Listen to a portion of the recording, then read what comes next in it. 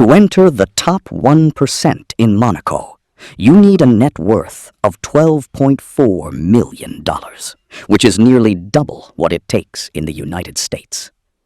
Here is the exact wealth threshold for the 10 richest countries on Earth. When we talk about the global elite, we often picture private superyachts, private jets, and luxurious glass penthouses. But what does it actually take to join this exclusive club? Thanks to recent financial data from the Knight Frank Wealth Report, we can pull back the curtain on global prosperity. This journey reveals the massive gap between ordinary citizens and the truly wealthy, exposing how geography shapes your financial status in this highly divided world. Before we start our countdown, we must clarify a critical distinction. We are looking at net wealth, not annual income. Net wealth is your total balance sheet, including property, stocks, cash, and luxury assets, minus any outstanding debts. This is different from pre-tax annual income, which fluctuates year to year.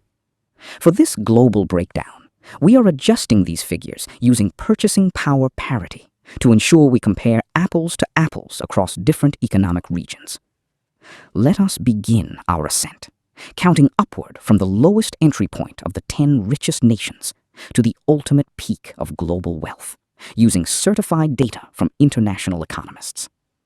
This ranking uncovers how diverse the financial landscapes are across our interconnected modern global markets. We start our countdown in the United Kingdom, where the barrier to entry for the top 1% stands at $3.1 million.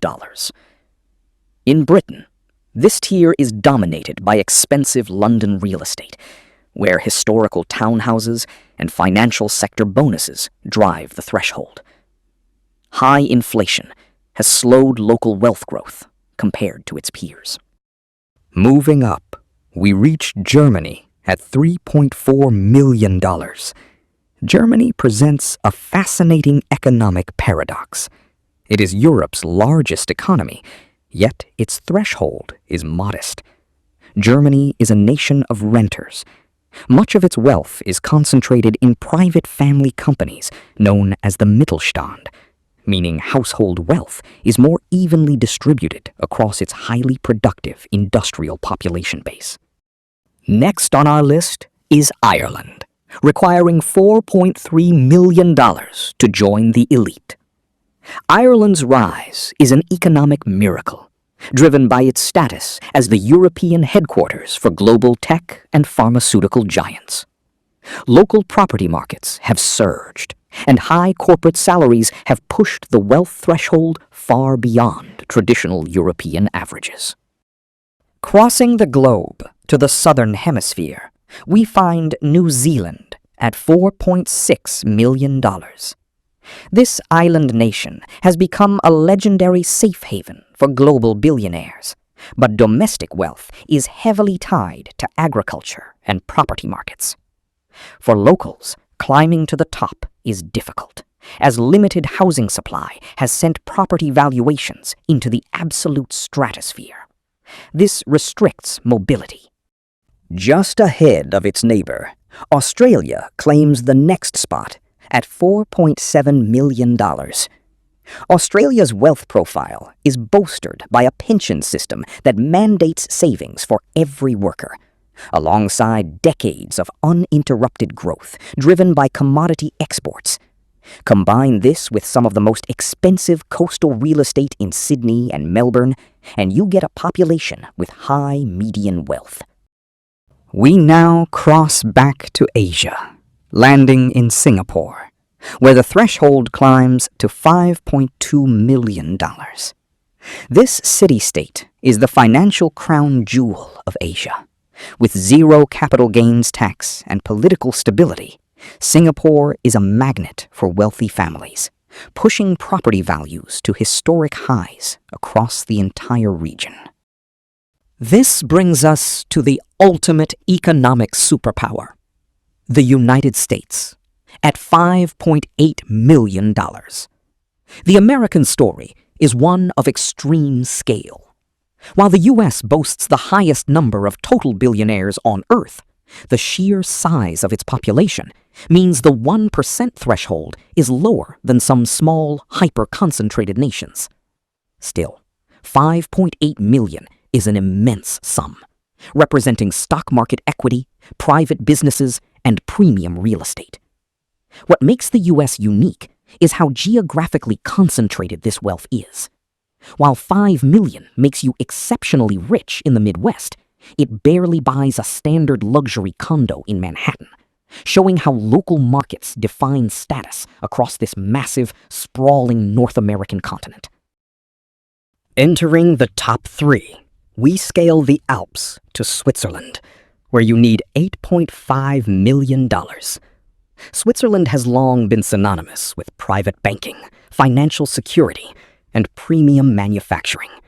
It boasts a highly skilled workforce, low tax rates, and a currency so stable it acts as a global shield during economic storms. Because of these unique structural advantages, Swiss citizens enjoy some of the highest average wealth levels on Earth, pushing the 1% threshold to heights that eclipse almost every other Western nation. To survive and thrive in this alpine banking paradise requires a level of liquid capital that would make even wealthy corporate executives in other countries look average by direct head-to-head comparison. In second place, we find the tiny European powerhouse of Luxembourg at $10.8 million. Luxembourg is a sovereign duchy that has quietly transformed itself into the leading investment fund center in Europe.